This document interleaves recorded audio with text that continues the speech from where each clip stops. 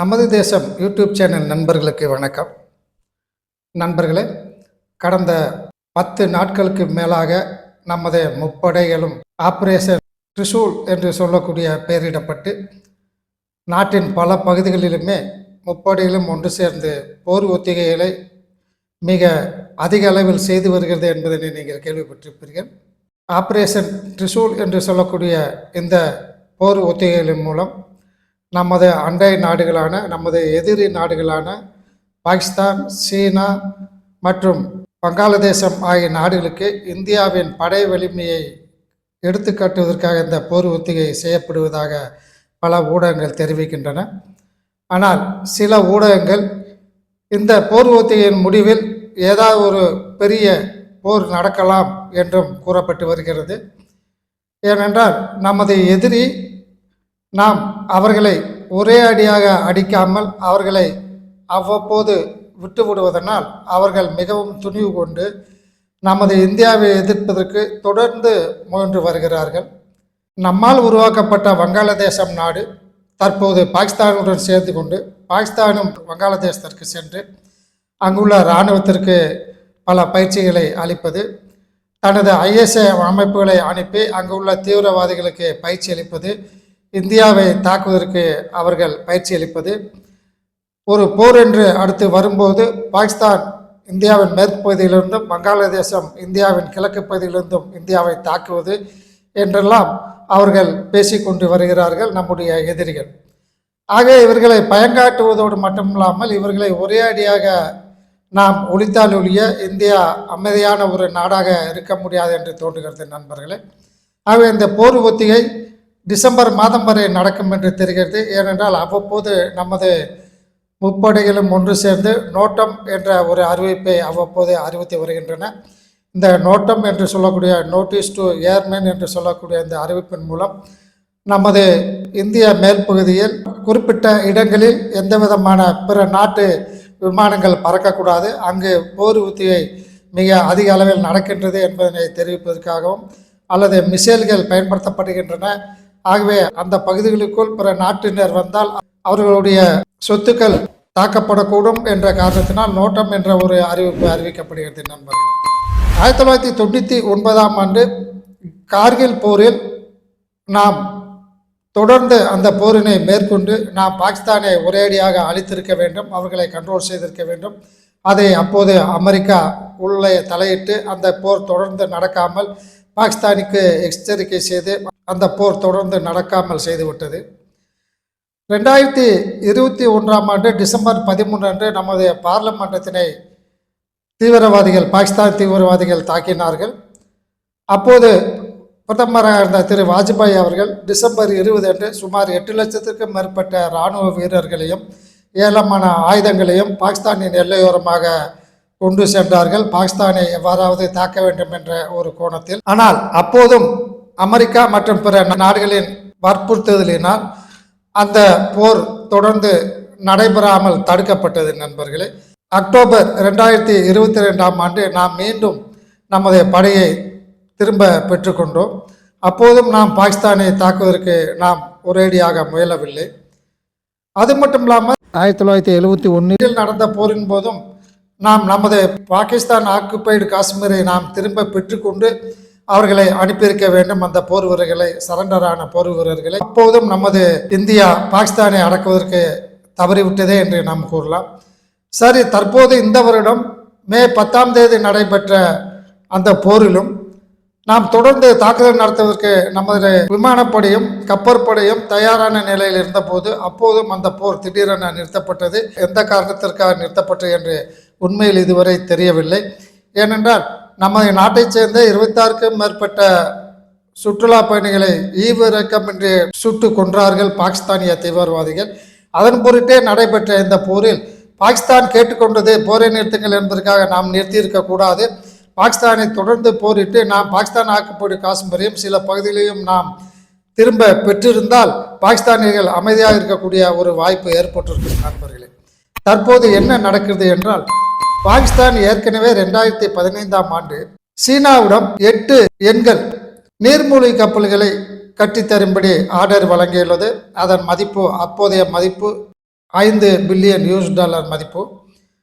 தற்போது அந்த கப்பல்கள் மிக வேகமாக பாகிஸ்தானிற்காக அந்த நீர்மூழ்கி கப்பல்கள் கட்டப்பட்டு வருகின்றன. இந்த ஹேங்கார் வகையைச் சேர்ந்த இந்த கப்பல்கள் முதல் கப்பல் அடுத்த வருடம் 2026ஆம் ஆண்டு முதல் காலாண்டில் பாகிஸ்தானிற்கு வரும் என்று தெரிகிறது நண்பர்களே. ஏற்கனவே 5 எண்கள் பிரான்ஸ் நாட்டிலிருந்து வாங்கிய நீர்மூழ்கி கப்பல்களை பாகிஸ்தான் பயன்படுத்தி வருகிறது. ஆனால் அவற்றை முறையாக பராமரிக்கப்படாததால், பராமரிப்பதற்கு தேவையான நிதி இல்லாத காரணத்தினாலும் அந்த நீர்மூழ்கி கப்பல்கள் எல்லாம் சரியாக இயங்கக்கூடிய நிலையில் இல்லை என்பதனால்தான் தற்போது நடந்த ஆபரேஷன் சிந்தூர் போரில் அந்த நீர்மூழ்கி கப்பல்கள் பாகிஸ்தானால் ஒழித்து வைக்கப்பட்டன, நமது இந்திய கடற்படையின் தாக்குதலிலிருந்து தப்பிப்பதற்காக. ஆனால் தற்போது அடுத்த வருடம் முதல் காலாண்டில் ஹேங்கார் வகையைச் சேர்ந்த முதல் கப்பல் நீர்மூழ்கி கப்பல் சீனா வழங்குகிறது.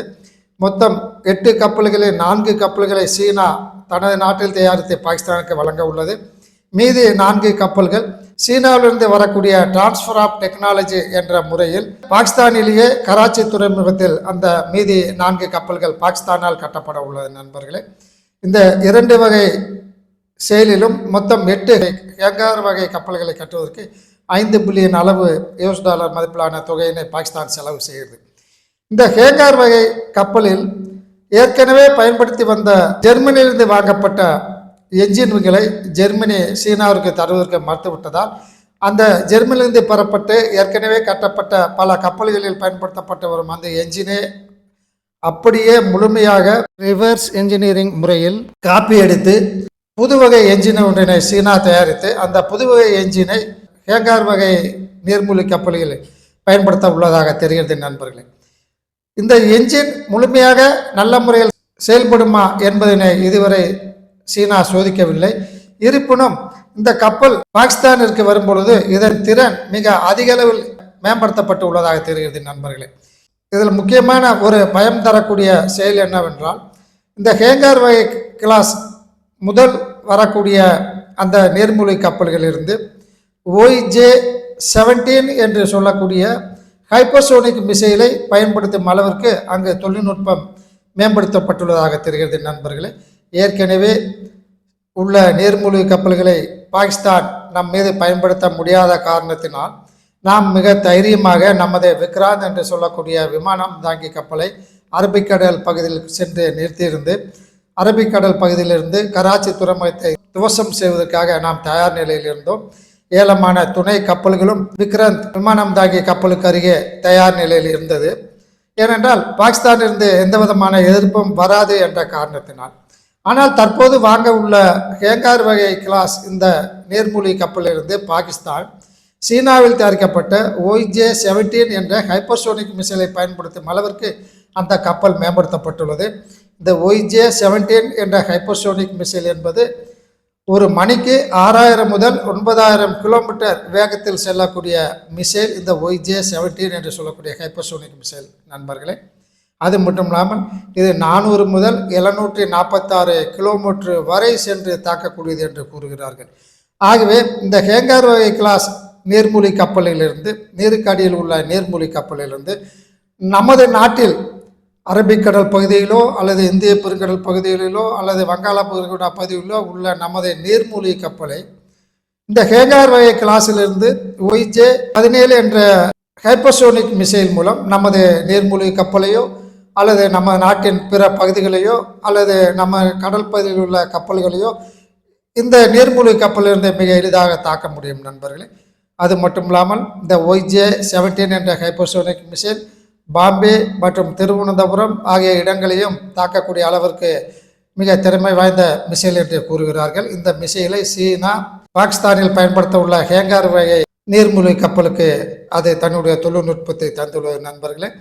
இந்த வகை மிசைலை விமானத்திலிருந்தும் ஏவ முடியும், கப்பலிலிருந்தும் ஏவ முடியும், நீர்மூழ்கி கப்பலிலிருந்தும் ஏவ முடியும். அதே போன்று நீர்மூழ்கி கப்பலில் செங்குத்தாக நிறுத்தி ஏவுவதற்கான தொழில்நுட்பத்தையும் இந்த ஹேங்கார் வகை கிளாஸ் நீர்மூழ்கி கப்பலில் சீனா பாகிஸ்தானுக்கு தர உள்ளது நண்பர்களே. ஆகவே இதற்கு முன்னால் நாம் மிக தைரியமாக அரபிக்கடல் பகுதிக்கு சென்று பாகிஸ்தானை தாக்குவதற்கு தயாராக இருந்தோம். ஆனால் இனி அவ்வாறு தாக்க முடியுமா என்ற ஒரு சந்தேகம் நமது இந்திய கப்பற்படைக்கு தற்போது ஏற்பட்டுள்ளது. அதனால்தான் நான் முதலிலே கூறினேன், பாகிஸ்தானை மீண்டும் மீண்டும் வளர விட்டு கொண்டே இருந்தால் நாம் மீண்டும் மீண்டும் அந்த வளர்ச்சியை தடுப்பதற்கான நடவடிக்கைகளை நாம் தொடர்ந்து எடுக்கும்போது நம்ம நாட்டிற்கு இராணுவத்திற்கான செலவு கூடுதலாகி வருகிறது நண்பர்களே. ஆகவே நமக்கு பல வருடங்களாக நமக்கு எதிரியாக இருந்து நம்ம நாட்டின் வளர்ச்சிக்கு பிரச்சனைகளை தொடர்ந்து கொடுத்துக்கூடிய இந்த பாகிஸ்தான் என்ற நாட்டினை நாம் ஒரு முழுமையான போர் தொடுத்து நமக்கு வேண்டிய காரியங்களை சாதிக்காவிட்டால் இந்த பாகிஸ்தான் நம் மீது அணுகுண்டு போட போகிறேன், ஹைப்பர்சோனிக் மிசைலை போட போகிறேன் என்றெல்லாம் மிரட்டி கொண்டு வருவதே எவ்வளவு நாள் தான் அதை தடுப்பதற்காக நாம் வேண்டிய வசதிகளை ஏற்படுத்த முடியும் என்று எண்ண வேண்டியுள்ளது நண்பர்களே. பாகிஸ்தான் வாங்க உள்ள 8 ஹேங்கர் வகை கிளாஸ் நீர்மூழ்கி கப்பல்களும் பாகிஸ்தானுக்கு 2030ஆம் ஆண்டிற்குள் வர உள்ளது. ஆகவே இனிமேல் நாம் தொடர்ந்து மிக ஃப்ரீயாக அரபிக்கடலோ இந்திய பெருங்கடல் பகுதியிலோ நமது நீர்மூழ்கி கப்பல்களை அல்லது மேற்பரப்பில் உள்ள கப்பல்களை நாம் தைரியமாக நிலைநிறுத்த முடியுமா என்ற ஒரு கேள்வியும் எழுகிறது நண்பர்கள். இருந்தாலும் பாகிஸ்தானின் இந்த ஹேங்கர் வகை கிளாஸ் நீர்மூழ்கி கப்பல்களை பாகிஸ்தானியர்கள் முறையாக பயன்படுத்துவார்களா, பயன்படுத்த தெரியுமா, அதில் உள்ள என்ஜின் மிக முழுமையாக வேலை செய்யுமா? ஏனால் அது டீசல் என்ஜின். ஆனால் நம்மிடம் அணுசக்தி மூலம் இயங்கக்கூடிய நீர்மூழ்கி கப்பல்களும் நம்மிடம் உள்ளன. அவை அதிக நாட்களுக்கு கடலுக்கு அடியிலே இருக்க முடியும். ஆனால் ஹேங்கர் வகை கிளாஸ் நீர்மூழ்கி கப்பல்கள் டீசல் என்ற எரிபொருளையும் பிற எரிபொருளையும் நிரப்புவதற்காக அவை அடிக்கடி மேலே வரக்கூடும். இது ஒரு பெரிய டிராபேக் இந்த ஹேங்கர் வகை கிளாஸ் நீர்மூழ்கி கப்பல்களுக்கு. அது மட்டும் இல்லாமல் அங்கிருந்து வரக்கூடிய ஆயுதங்களை தடுப்பதற்கோ அல்லது இந்த ஹேங்கர் வகை கிளாஸ் நீர்மூழ்கி கப்பல்கள் எங்கு கடற்கரையில் உள்ளன என்பதனை கண்டுபிடிப்பதற்கும் பாகிஸ்தானின் நீர்மூழ்கி கப்பலிலிருந்து நமது கப்பல்களை காப்பாற்றுவதற்காக நமது P-8I என்று சொல்லக்கூடிய கண்காணிப்பு விமானங்களை நாம் தொடர்ந்து கண்காணித்து தொடர்ந்து பயன்படுத்தி பாகிஸ்தானின் நீர்மூழ்கி கப்பல்கள் கடலுக்கடியில் எங்கே உள்ளன என்பதனை நாம் முதலில் கண்டறிய வேண்டியுள்ளது. இரண்டாவதாக நாம் எலக்ட்ரோ மேக்னெட்டிக் வார்ஃபேர் சிஸ்டத்தினை நாம் பயன்படுத்தி அதன் மூலமும் இந்த பாகிஸ்தானின் நீர்மூழ்கி கப்பல்கள் எங்கு உள்ளன என்பதனை கண்டறிய வேண்டியுள்ளது. இந்த 2 தொழில்நுட்பங்களும் பாகிஸ்தானிடம் தற்போது இல்லை. மூன்றாவதாக டோனார் டோட் ஃப்ரிகேட்ஸ் என்று சொல்வார்கள். இது டெஸ்டாரி கப்பலை விட அடுத்த மிக சிறிய கப்பல். இந்த கப்பல்களில் சோனார் என்ற ஆயுதம் பொருத்தப்பட்டிருக்கும். இந்த சோனார் என்ற ஆயுதத்தினை நாம் பயன்படுத்தும் போது இது நீர்மூழ்கி கப்பல்கள் எந்தெந்த இடத்தில் உள்ளன, எங்கிருந்து ஒளி வந்து கொண்டிருக்கின்றது என்பதெல்லாம் கண்டிருந்து நீர்மூழ்கி கப்பல்கள் இருக்கக்கூடிய இடத்தை நமக்கு இது காட்டிவிடும் நண்பர்களே. ஆகவே இது போன்ற பல தொழில்நுட்பங்களை பயன்படுத்தி நாம் பாகிஸ்தானின் ஹேங்கர் வகை கிளாஸ்கள் எங்கு இருக்கின்றன என்பதனை நாம் கண்டிருந்து முதலிலேயே அவர்கள் நம்மை தாக்குவதற்கு முன்பாகவே அவர்கள் துறைமுகத்திலிருந்து கடற்பகுதிக்கு வரும் பொழுதே நாம் அவற்றை தாக்குவதற்கான ஏற்பாடுகளை நாம் தொடர்ந்து கண்காணித்து செய்ய வேண்டியிருக்கும்.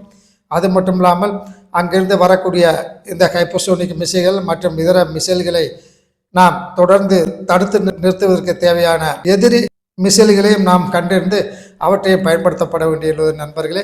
ஆகவே முன்பு போன்று அல்லாமல் இனி பாகிஸ்தானுடன் போர் என்று வந்தால் பாகிஸ்தானை ஒரேடியாக இந்த போரில் தோற்கடித்து நமக்கு வேண்டிய காரியங்களை நாம் சாதித்து கொள்ள வேண்டும் என்ற ஒரு தருணத்தில் தற்போது உள்ள நமது இந்திய அரசு செயல்படும் என்று தெரிகிறது நண்பர்களே. இத்துடன் நமது தேசம் யூடியூப் சேனலில் இந்த வீடியோவை முடித்துக்கொள்ளலாம். நன்றி, வணக்கம்.